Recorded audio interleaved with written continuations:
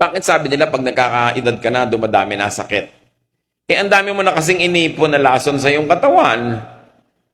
Ang dami mo nang inipon na atraso.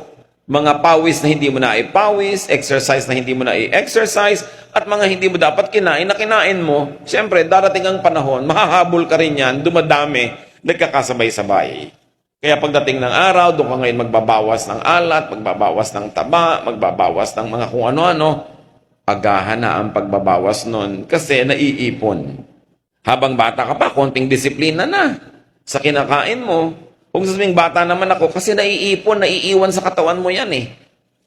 Hindi lang naman mahalaga na tumanda at humaba ang buhay. Ang maganda, mahaba ang buhay, pero malusog.